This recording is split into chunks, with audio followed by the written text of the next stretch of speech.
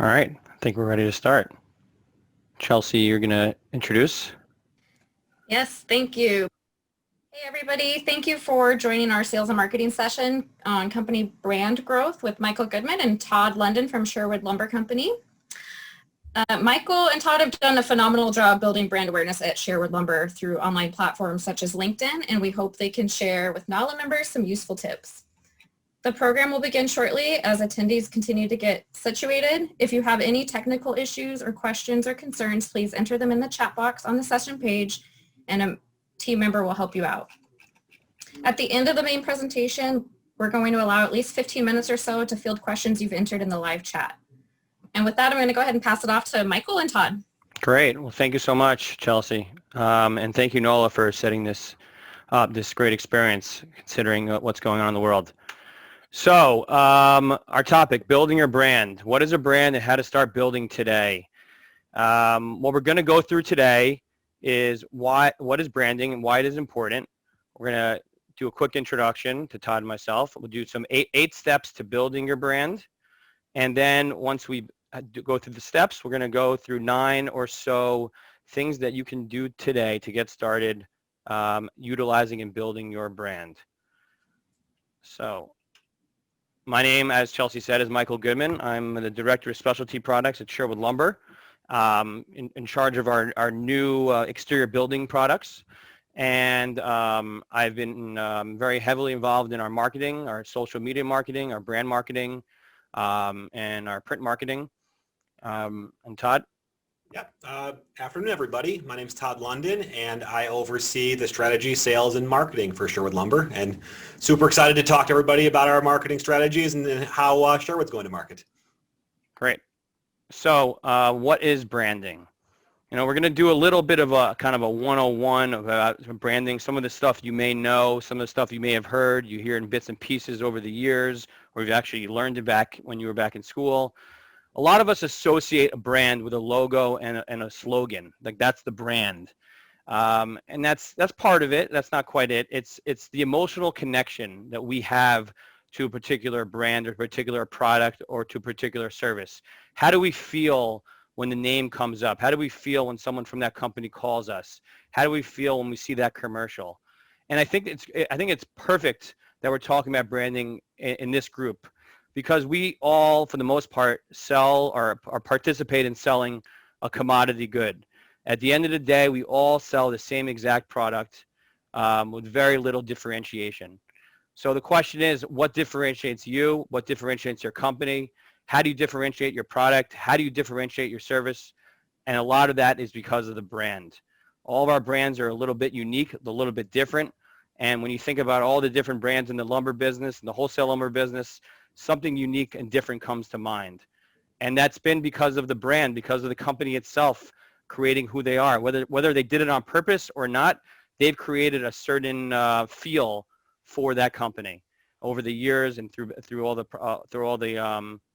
being involved in all the different things they're involved in. When you do brand, it helps you stand out from a saturated market. Branding gives you credibility. With a clear brand, you can charge what you're worth. You can charge more if you have a certain type of brand. Branding leads to customer loyalty. Branding leads to returning customers and referrals. Branding equals consistency. And branding helps attract your ideal clients. So branding is very important. It's what makes us unique, what makes us different.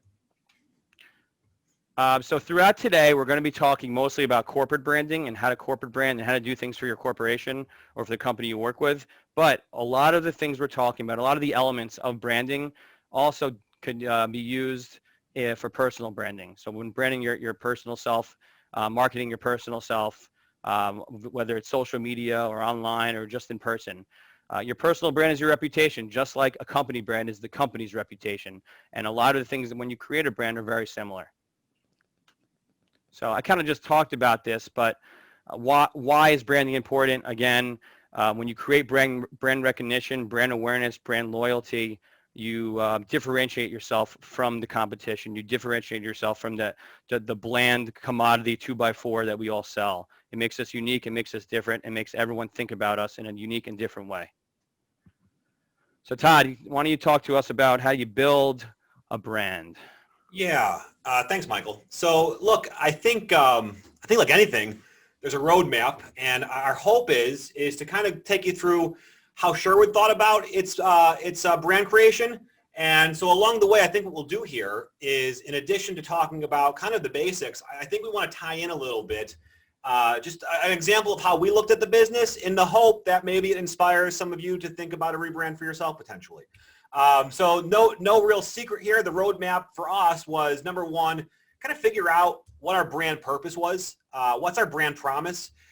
There was a recent survey, no, I shouldn't say survey, there was a recent study that came out of Harvard, and it came to the conclusion that a company's product isn't as important as its product's promise. And from a branding perspective, we can think about our brand in a very, very similar way. So we'll talk about that a little bit. We also think that, to Michael's point, it's very easy to get lost in a sea of competition. So it's important to see what's out there and making sure that your message and your unique identifier doesn't get lost in a sea of competitors. So we're going to do a little bit of research, and we'll talk to you about that. And then I think it's about talking to your audience. And in order to talk to your audience, you kind of have to figure out who your audience and target audience is and what their key motivators are. So we'll talk a little bit about that. From there, it's about establishing a mission, finding a brand voice, building a brand story, creating a brand logo and tagline, and then kind of making everything emanate from this process. So if you would, Mikey. So I think probably step one is the most important, which is defining your brand purpose. And if you can answer 4 questions, it probably comes pretty easily, which is, why do you exist? What differentiates you? What problems are you trying to solve? And probably most importantly, why do people care? So Sherwood took a hard look at ourselves. This is a couple years back. And we did some research.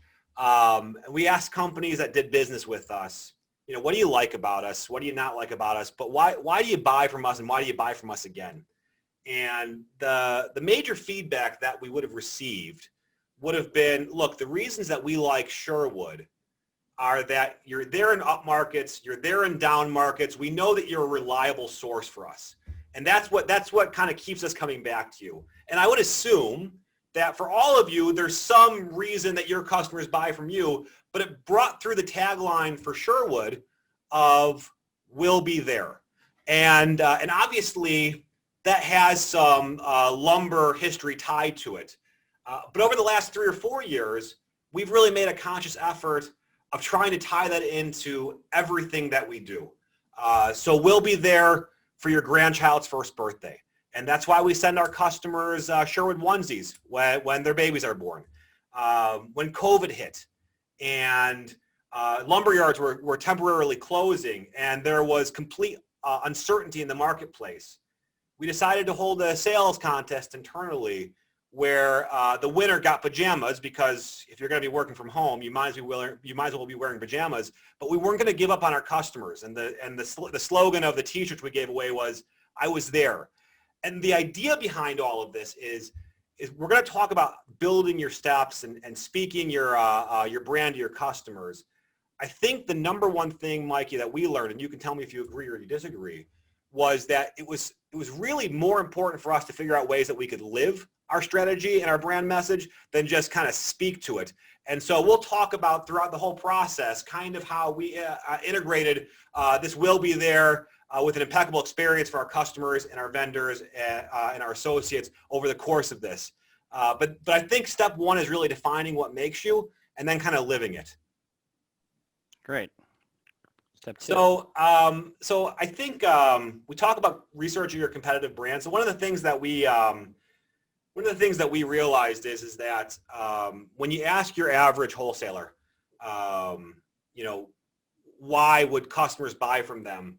I think it's pretty boilerplate. I think you hear a lot of, it's a relationship business, and I think you hear a lot of, our customer service is best in class and our service proposition is really good.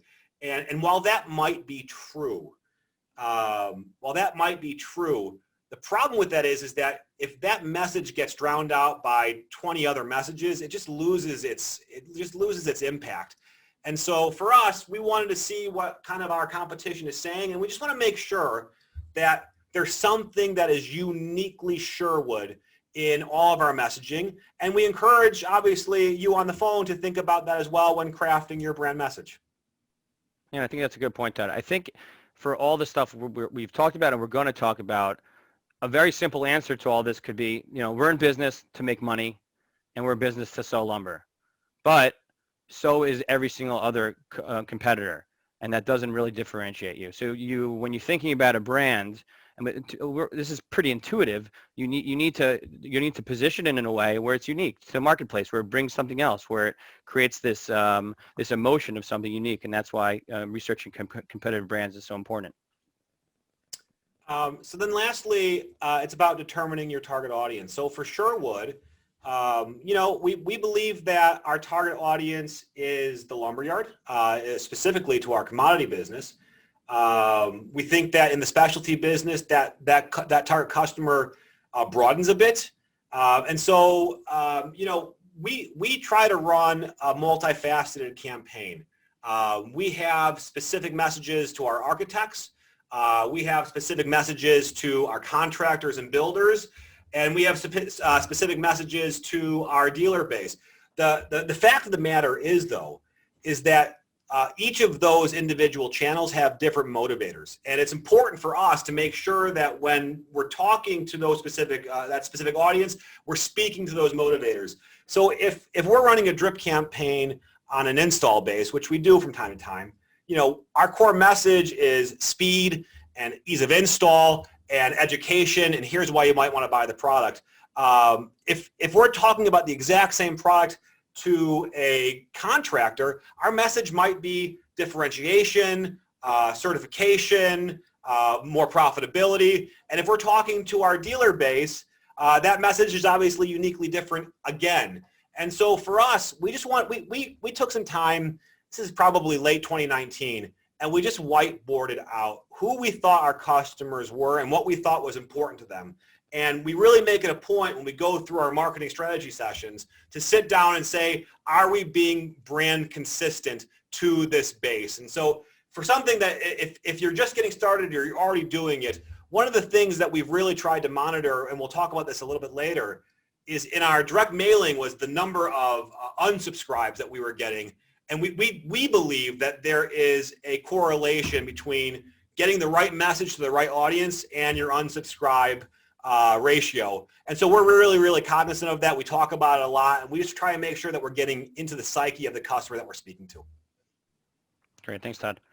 So step 4, establish a brand mission statement. So a lot of our companies that we all work for probably have some form of mission statement. Maybe it came out recently, maybe it's in the past and it needs some dusting off. But what a mission statement simply is, it's stating what you do, who you do it for, and the benefits of your product or what the benefits of your product or service are. Why do you have a mission statement? What are the reasons to have one? It determines the company direction. It focuses the company's future. You're able to see what the future and where you're trying to go.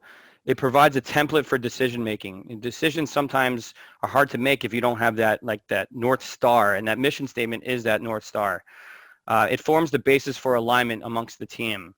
It welcomes helpful change. People aren't always welcoming change, but when they know it's being done for the right reason, it's being done to carry out the mission of the organization, people jump on board much more quicker. It helps shape strategy. You can build your strategy around a mission statement because you know what you're trying to accomplish. It facilitates evaluation and improvement. You can always look every year, every quarter, whenever, to see how are you performing towards your mission statement. Are you performing what you say you're going to do, or are you veering off and doing something completely different? So I think once you have a brand mission statement, you're able to brand around that. You're able to create, whether it's the advertisements or the statements or the social media, whatever form you're going to be using your brand, you know your North Star, you know what you're trying to accomplish, and you can use that in many different forms. Sherwood's example is we'll be there with impeccable customer, vendor, and associate experience. So anytime we think about marketing or thinking about talking to the organization or talking to outside the organization, we think about that statement. Are we providing an impeccable experience to the vendor, to the customer, to our employees? So it helps us form our statements. It helps us form what we're going to do, how we're going to do it. Here's some good examples of some, much larger companies, more B2C type companies that we all know have come to love. JetBlue, to inspire humanity, both in the air and on the ground. And if you think about their marketing, I think they do a pretty good job of carrying that out. And and their mission goes beyond just we fly airplanes and charge, whatever dollars to fly and give you a seat. PayPal, to build the web's most convenient, secure, cost-effective payment solution. Again, specific on what they're doing, how they're doing it, and gives their branding a guidance of what they're going to do. Nordstrom, to give customers the most compelling shopping experience possible. So they've really thought about their mission and then everything they do around that, whether it be how they design the stores, how their commercials are, how their people interact with the customers. It's all about that brand and portraying that brand and living to that mission statement. Form a brand voice. So you may have heard this word before, you may have not, but it's simply what's the personality of your company? Is your company serious? Is your company funny? Are you informative? Are you silly? So once you have that voice and you communicate, whether it be one-on-one, like right now we're talking, or it's on social media, or it's in some sort of video, there's a certain voice, there's a certain tone, there's a certain personality that you want your company to put out to the world. And once you have that defined, you kind of have a guidance of how to use tone and how to use your personality and all the things that you do on a branding perspective. Think about what words does your personality use? What traits does your company have? What style does the brand have? Some examples, think about the company who sells surfer gear. They take on a unique vocabulary and attitude of the surfer. Think about the company the Tween clothing company. They loosen up their language and use common slang to connect with their target audience, which is younger people. So depending on who your target audience is, depending on who you're trying to speak to, that voice is going to change. And you could have different voices for different types of target audiences. So Mikey, can I ask you a question? Sure. In terms of the brand voice, does your brand voice need to be consistent across all time periods, or is there ever a time maybe to change? Yeah, so you just like a personality develops, you could definitely develop a brand voice. And like you've heard the term marketing campaigns, you can have specific campaigns that have a unique, branding to it or a unique voice to it. So one example that Sherwood did in late March of this year, early April, when COVID was really coming in, we created a brand voice or a brand campaign around be safe, be calm, do your part. We really wanted to get in front of our customers, in front of our vendors, and make sure that everyone was calm and everyone knew we were still there, and we all had a part to do during this very challenging and not really knowing what the future was going to bring time. So we put out a campaign, and you may have seen some of them out there. There's a couple videos we put out by our leadership team, and it had a different voice than we typically have. It had a more serious, more focused voice, and I think it went over pretty successfully. But I think answering your question, yes, you could change your voice depending on the campaign and what you're doing. All right, step 6, building a brand story. So just like each individual, every company has its own story. Stories grab attention. We're all wired to tell stories. In every culture across the world, people tell stories. So why not tell a story to your company, about your company, how it came to be, where it was born, who was the founder, why they founded it, all the reasons of why you came to be. And we all know the reason, that we all want to make money and sell and make profits, but that's not the reason the company was founded. There's a deeper connection that people can have. Stories sell better. When storytelling is one way to engage emotionally, meaning if there's a story behind your business and brand, you're likely to start out ahead of the pack. Your story sets you apart. And being part of a story is enticing. When you're part of a story, you're not just buying a product or a service, you're joining a team or a certain lifestyle. So you really want to think about what your story is and get that down on paper and get that story developed so your team knows it, and then your customers eventually will know it. So Mikey, just to kind of piggyback on that thought, It's a really great book. It's a marketing book called Contagious, and it talks about how bits of information are kind of like Trojan horses that are told by stories. Our psyche is to kind of understand things better when it comes in the form of a story. And I know one of the things that we've kind of found is that when you build a story, it also enables your employees to buy in and tell your story and help kind of get that message out in a compelling, succinct, and consistent way. And so I know for us, when we started getting that taken care of, it just helped us kind of tighten up the message from us to our vendors, to our customers, and then also internally. Thanks, Todd. Yeah. So how do you develop one? And just you can see here, there's 3 steps. Pretty simple. Take a notepad, write your story out, the past, the present, the future. Develop a statement to sum up why the company exists, and then write a story around those statements. So so I think after that, it's time for your logo and it's time for your tagline. And many of you on this call may have your logo and you may have your tagline, and that's great. And if you do, kudos. I will tell you, Sherwood has its logo and its tagline.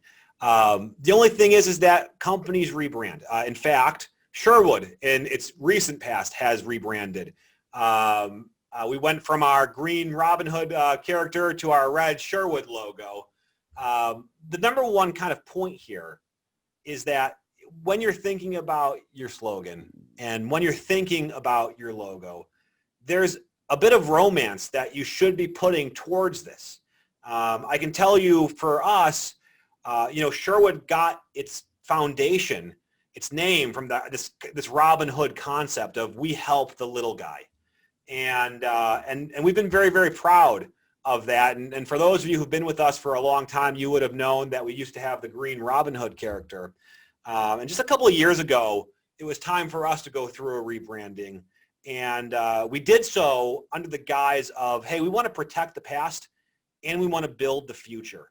And so we went from our green Robin Hood logo to our red Sherwood S. And we paid homage to protecting the past.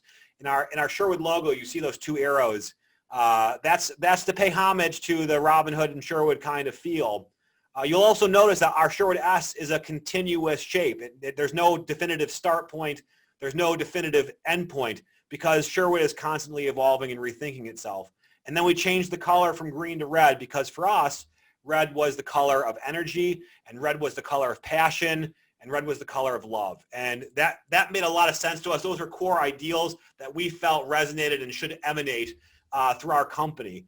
And I think that your employees and I think that your customers can sense that type of pride. And so I'm not suggesting you all go out today and change your logo or change your tagline. However, for those of you on the call that might be on the call because you're thinking about it, that was some of the thought process that went through our minds when we decided to go through this change. Yeah. Thanks, Todd. And just to go back to like the basic concept of branding and creating an emotional connection, just look at the pictures on the left. For the most of them, we all recognize a lot of these. Some I actually don't even recognize myself when we used it. But they all bring a certain emotional connection. We use that, and very quickly you can almost tell us the brand story of all these companies because they've done such a good job of portraying that to the world. We know their story. We know the voice they speak in. We know their tagline. We know their logo. It's almost like intuitive. It's second nature because they've done such a phenomenal job of that. And that's our job as marketers, whether it's in our company, Sherwood, or your companies, to use that logo that you already have created or you're going to create a new one and turn it into that. Turn that story when someone sees it. They feel that story. They feel the connection to you. So then it's about living. Then it's about living your brand. I can tell you one of the concepts that we always talk about internally at Sherwood is this concept of congruency of experience. Whether you're receiving a LinkedIn post from us or whether you're receiving a marketing emailer or whether you're receiving a one-on-one conversation from one of our associates, we want there to be a consistent look and feel. A lot of us that have been in the lumber industry for a long time, you would hear the veterans of your organization say, This is a relationship industry, and they would not be wrong. This is a relationship industry. From a marketer's perspective, though, that relationship shouldn't solely be emotionally attached to the salesperson and the customer. There also should be a relationship with the brand. And we think that you do that by presenting a consistent message that your customer can buy into. And so we're very, very thoughtful of that will be their tagline. If you watch our posts, we're very, very thoughtful of the truck driving down the highway to end most of our videos. We're very, very thoughtful that when we talk about in our meetings, once and twice a year, we talk about bucketing out how we are going to provide an impeccable experience for our vendors, how we're going to provide an impeccable experience for our customers, and how we're going to make it the best place our employees have ever worked. And I think that when you have your mission statement and you have your brand, it allows you to think and to talk in a way that puts everything in a very succinct and organized manner, and things start to really make sense and add up. And I think once you have that, you're able to really take off with your branding and message to not only your customers, but I think also positive internal branding that really helps drive culture. So after you've defined your mission statement, your marketing, your voice, your brand voice, your all the things we just talked about, you don't tell everybody that. You don't tell everyone this is my brand, this is my mission statement, this is my voice. You live it, like Todd just said. You live it in everything you do, in all the advertisements and all the social media, and the way the leadership interacts with outside people, the way your salespeople interact with the rest of the world. You live it and you breathe it. And hopefully it's done well enough where other people, like the companies we just talked about, can feel it. So after you've defined all that, now you know what you want to achieve. You know the feeling you want your customers, your target audience to have. Now, how do you do it? So on the screen here, there are 9 things you can start literally today. You could go home after this, start some of them, or start setting them up tomorrow. And we're going to talk about a couple of them, not all of them, but I just wanted to put it out there. This among many are things you could start right away. There's no need to wait. There's no need to put things in place before having your brand mission and all that set up, but it's time to go. So social media posts, email list and newsletter, content marketing, educating your market, run an in-person event, celebrating a company's success with a press release, and use signatures more effectively, email signatures more effectively.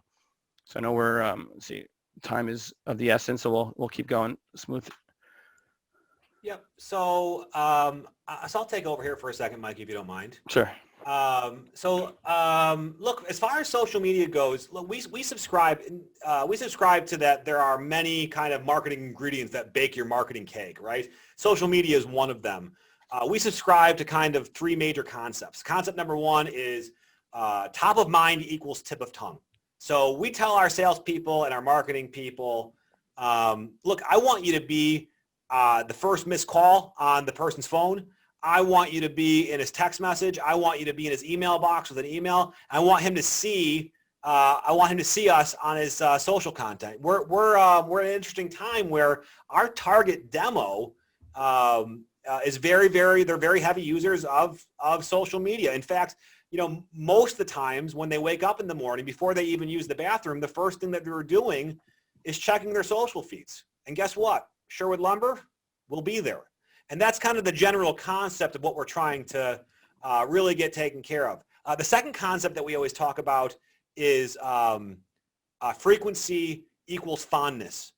We want our users to get used to seeing Sherwood online and expecting us there with a message or information or some type of reliability that they know that we're going to be there. I can tell you, prior to the call today, we had a chance to speak with Chelsea, and she said something, which is, I see you guys online all the time. I love what you're doing, which is literally the essence of what we're trying to get accomplished here. But from a social media standpoint, top of mind equals tip of tongue, frequency equals fondness, and then last but not least, someone has to be watching your social feed. We always say you can't post and ghost, meaning that if you're going to put something out in the ether and your customers are actively engaging you, you need to be there as well to progress the conversation, because I think that that's a customer that's actually trying to connect with you on a deeper level from the content marketing that you put through. So from a social media standpoint, that's how we look at it. The only other thing that I would really add to this is Sherwood Lumber also considers itself to be a content generator, meaning that it's important for us to deliver original content to the marketplace that allows us really to succinctly tell the message that we want to be able to tell. And if you look to the right, there's those 6 boxes. There are so many different ways to produce content for online, and so many different topics you can use. You don't let perfection get in the way of good. You could just literally start today. Get started, start doing it. Use social media on behalf of your company. Use it as the marketing department as your company, depending on where you sit. But get started. You could really start doing it right now and create a great brand. And I think the great thing is that if you do something for your company, even though you're doing it personally and you may not control the marketing, it brings successes to all the other areas of your company. As one company speaks in unison, it really grows that brand tremendously. So here, the next 2 slides, we have the 7 most popular social media platforms and kind of their pros and cons. Sherwood Lumber focuses mostly on Facebook, Instagram, and LinkedIn. Facebook is a personal one. You could get a lot of personal connections there. We focus more on content and images, same with Instagram. And LinkedIn is we see it as our main hub for corporate. We connect with many of you who are on this call right now. And we connect with many outside who are potential prospects and customers and vendors. Great way to get our word out of and providing content to our readers. And in an effort to move quickly because of time, I'm going to keep going. Yep. So the last part, we talked about having marketing ingredients to build your marketing cake. We're firm proponents that an email list and emailers is also an important part of that marketing message. We know that we have really great content that we're creating for our customers to see. We believe that we have a thought leadership within the industry right now. And we also believe that some customers come to rely on us for information. And they might not like seeing us, or they might not be on LinkedIn or Facebook or Instagram. So a couple of best practices.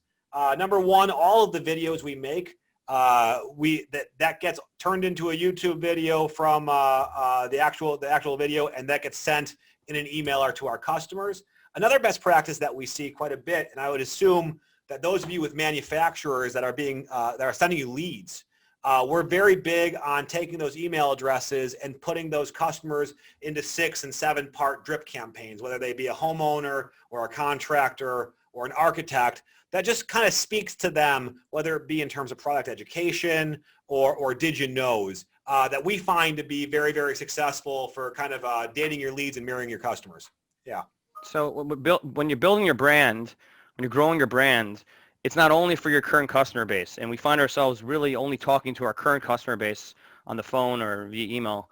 There are so many more people out there that need to know about your brand that don't see or hear about it just because you don't have the time or the resources to talk to all these people regularly. But when you have a newsletter and you get email addresses, it's very easy to create and give a touch of your brand on these newsletters to show who you are. And when the time is right, the people who you're talking to will call you, or you'll get in touch with them, and they'll just have that a little bit deeper connection with your brand. So this is some great way you can get started with this today. You can start and send a newsletter out starting tomorrow. It's really not that challenging to put together, and something easy to grow your brand. Yeah. So, one of the things that we always recommend is if you're going to get into this, you got to buy some video editing software. Sherwood uses a suite. It's really inexpensive. It makes pretty good video. It's good enough for us for certain. I would be lying to you if I told you that we were doing all of these things today. Where Sherwood has started on our journey is really in the video creation portion of this. But as you can see, I'm talking to you today on my handy dandy new microphone because we're talking about starting a Sherwood podcast. So we went ahead and bought ourselves the hardware to be able to do that. The net of it is that the reason we went to video creation is that sometime 2017, 2018, I don't know exactly when, but sometime around then, for the first time in history, the spoken word became more powerful than the written word in terms of sharing online. And we've really taken that to heart. And we feel that in a Twitter age where you only get 10 to 30 seconds of someone's mind share, that video creation is the best way to get that done. And so we've taken a really strong approach to being able to do that and share a message in a quick, succinct, and effective manner. And that's where we've gone so far. And our hope is to be able to come to NOLA next year and talk to you about all these other great things that we haven't quite gotten started yet. So educating your market, I think this is a great thing that you could get started with again tomorrow. It comes in various forms. You could write a blog post to educate your target audience. You can make tutorial videos. You can post online manuals, product demonstrations, product reviews. There's a whole list of things to educate your market. And I think this is kind of important. What marketers have done, and they do too often, is promote their company, why we're so great. Sherwood Lumber is so great because we have the best lumber in the world. Sherwood Lumber, we have the best products in the world. But that doesn't engage. What engages is giving the audience what they want. Giving them education, giving them the stuff they need to learn about. You can, if you prove you feel their pain, if you prove that you know the challenges they're going through, and you could give them answers to those challenges and help them better walk in those shoes when they need to, they're going to engage. Help them get to know you a little bit better. Teach them a practical skill. Learn together. These are reasons why you would want to educate your market. I think when you educate your market and you do it the right way, you really create a lot of engagement and a lot of growth of your brand. So I don't think this is probably a big surprise, but I would be shocked to tell you that I think that most of us do it. I know for a fact that when Sherwood started its marketing journey, we didn't do such a good job, which is you just have to build a roadmap for yourself. You have to put something sustainable in. I think a lot of us look at sales as a science, and then when it comes to marketing, because it's not our first or second skill set, we look at it as kind of an art. But the fact of the matter is that you're just kind of a ship sailing in the night if you don't have this game plan. And so I know from a Sherwood perspective, a couple of KPIs that we look at today. We have customer acquisition goals for following us on our site, because it doesn't matter how many videos we create if we're not casting a super wide net. And so we're very attentive to making sure that we're getting the right amount of people on the platforms that we're trying to market to. I think consistency of post is another KPI that we look at. And I think that unsubscribe and making sure that our message is on par with the right customer base is probably the last KPI that we really look at. There's thousands of them. You guys can choose what's most important to you. I think the takeaway here, Mike, and you can tell me if you agree or not, is just doing it for the sake of doing it. It doesn't have any real sustainability to it. But when we put goals in place, it was almost as if the company kind of drove together with us and trying to help us get there. I agree with that, and I think since then we've had a lot of our associates jump on board and help promote the brand and promote our messaging, which has been great. It's helped really drive the brand in a large way. So once you have your calendar set up or your plan in advance, you want to automate as much as possible. In our smaller type organizations in the wholesale lumber business, we don't necessarily have marketing divisions or marketing departments. Some of you out there may have maybe one person, maybe a couple who focus on this, and that's great. But a lot of the companies do not. So saving time or getting it done most efficiently is the key to being successful. So you really want to get as much social media posts out in advance. You want to use the technology tools that are out there. You want to take advantage of virtual assistants that you can use to maybe do some of the writing or do some of the brand promotion for you. But the bottom line is be as efficient as possible. Have that calendar and execute on that calendar and do it to the most efficient way possible. If you can front load the material, that's even better. Mikey, I would bet that even most of our employees wouldn't know about some of our automation. But something as simple as a customer requesting a sample or a lead on our website automatically starts seeing 3 to 5 emails from us to just continue to engage them. Super simple, no real maintenance, and it's a great way to kind of stay sticky with your customers. Yeah, so we have a couple minutes left. We're going to go to questions. We had some questions that were asked to Todd and myself. Wanted to just get them on paper that we can answer for everybody. It seemed like some common questions. So I'll start with you, Todd. The first one: what best practices for marketing during the COVID period? Yeah. Look, I think there's a couple of takeaways that we learned that I'd be happy to share. Number one, if you're sending a mailer that says something in the vein of "in these challenging times," I just feel as if it's been hyper overused. Maybe it's my opinion, but it feels like it feels almost lazy, as if you're trying to connect with your audience because we're all going through a pandemic together.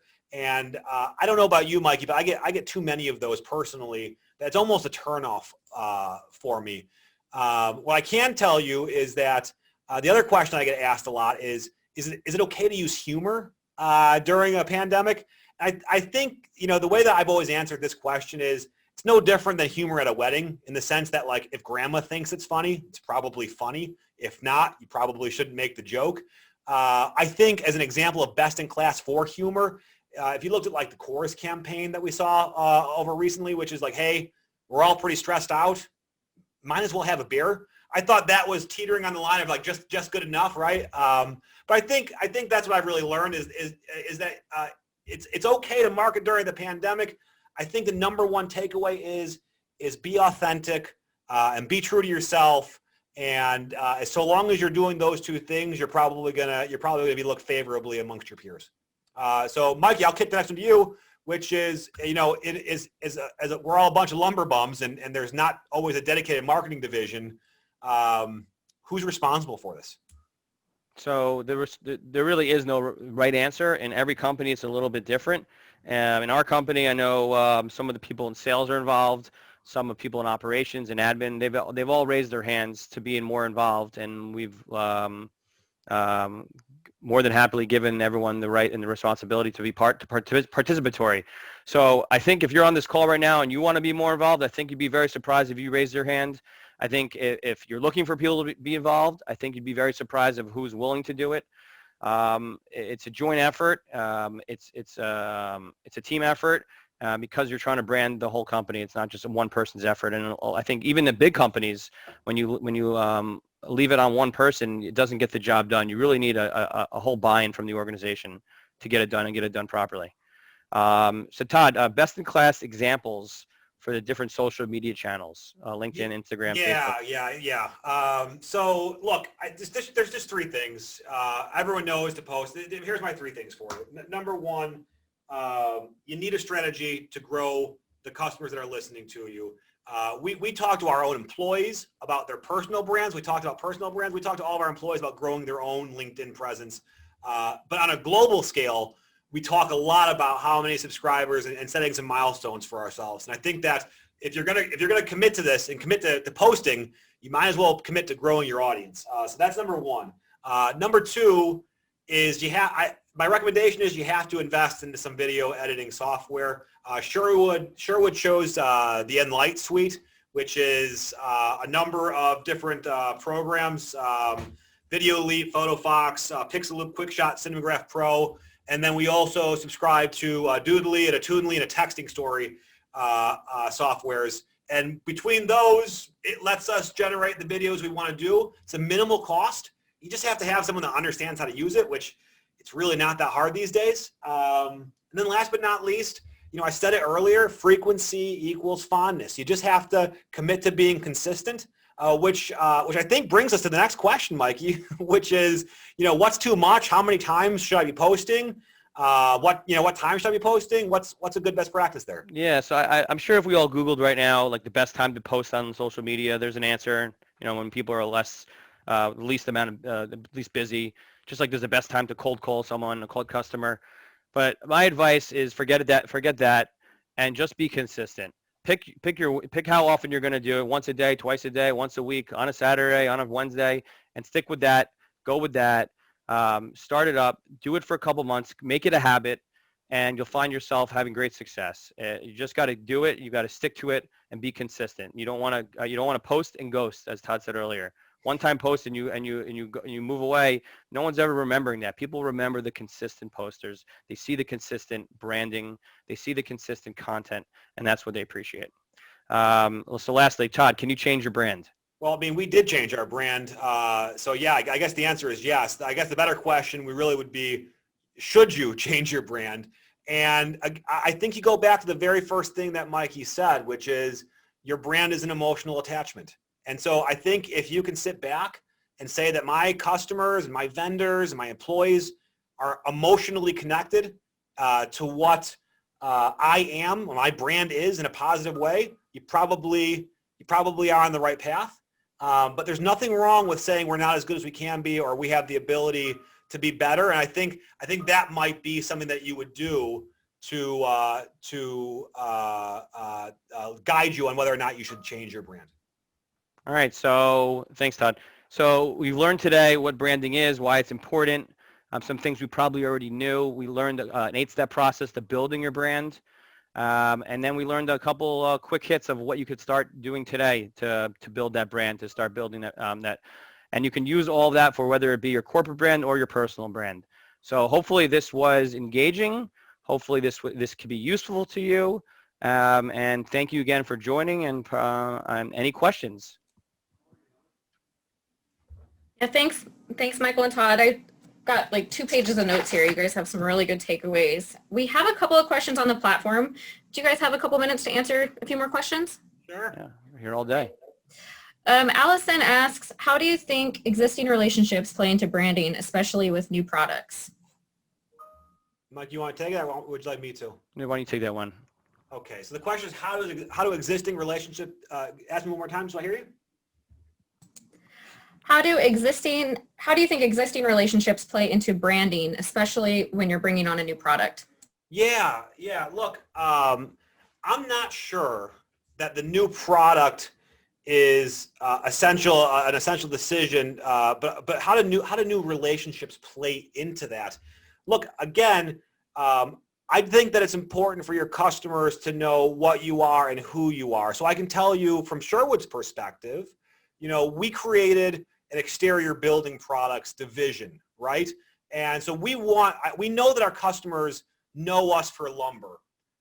And we also know that our customers oftentimes forget about a lot of the other things that we do. So we wanted to make it really, really simple for them. We're a one-stop shop for lumber. We're a one-stop shop for all things that are exterior building products. And so it allows our customers to easily understand what we are and who we are. The customer relationships, that's always going to play a part of how well you're doing your sell-through. But the fact of the matter is that we chose exterior building products because we felt that was a good mix of products for our existing customer base. And then we wanted to give our product base a general sense of identity. And it really allows for our customers to know very succinctly who to call and when to call us. And I just think that makes it really fast and efficient and friendly for our customers and understandable. I'll just add, when a customer has a good relationship with your company, you hope that it's not just with one person within your company. They hope that they have a connection to your brand, that emotional attachment to your brand. If you've done a good job of branding yourself, not only with that one person, but all the messaging that comes from your company, that when you bring on new products, they know your brand. They know who you are and the emotional attachment they have. So bringing on a new product, although it changes the brand slightly because now you have to kind of rebrand it to a certain effect, but they should know your core beliefs and your system, and that should help of growing the business in any way you're going to. Yeah, thanks for the question. Yeah, absolutely. So we're just going to have to wrap it up here in a couple minutes, but I have one more question. You kind of answered this already, but a lot of times I see, especially in the lumber industry, smaller companies, they often put the marketing efforts on the back burner, and it's usually not a collective effort. It might be one person. Do you have any advice for smaller companies who might not have the time or resources to devote to building a brand? Yeah, I'll jump on first. I think it's part of those last 3 slides. I think it's really all about which is not a lot. There's a lot of front load time involved, but not a lot of back end time. If you could develop those schedules, if you could develop what you want to do in advance, executing the mission, executing the brand, It doesn't have to be that hard. You don't have to go fully in. You know, one post of social media a week, one newsletter a quarter, one event a year, whatever it may be. Start off simple. Start doing. Don't let perfection be the enemy of good, where you just don't do anything because you're too nervous. It's not going to be good enough. Begin the process and do your best to plan as much as you can. Get it down. On this day, we're going to do this. On this quarter, we're going to do this. And then you divvy it up amongst the team, whoever is interested, because there's always someone more interested than others in helping participate. Todd, you have anything to add? Yeah, just one small.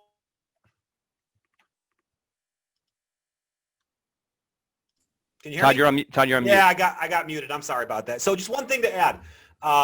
We were that company. Just to point out, Sherwood was that company. And we have this concept that we talk about all the time, which is move your pawn, which is obviously a metaphor in chess, which is the game can't start until you move the pawn, but that's your first move no matter what. Take that first step. And for us, Mikey, I'm sure you can agree, it really compounded itself, and the employees came to us with ideas, and they were saying you should do this, and then we saw buy-in from our customers, and the letters started coming in, and it became more motivating. But we were that company, and we are resource constrained, no different than probably everybody on this call. And so my advice would be move your pawn. I like it. Well, thank you, Todd and Michael, for your time. We really appreciate it. There's a lot of useful information that we got out of this session. If anybody has questions for Michael or Todd, you can send them a message on the platform, or you can schedule a meeting with them. And Michael's going to be part of the hallway chat tomorrow at 2 p.m. as well. So thank you, everybody, for joining our session. Please navigate back to the full conference schedule or your personal schedule as you exit the session. It would be great if you could help us out by taking the survey on the left-hand side of the session page for your feedback. And if you have any questions or concerns throughout the conference, please do not hesitate to email NALA at info@nala.org. Thank you, guys. This has been wonderful. I hope you guys have a great rest of your conference, and we'll see you guys soon. Thank you.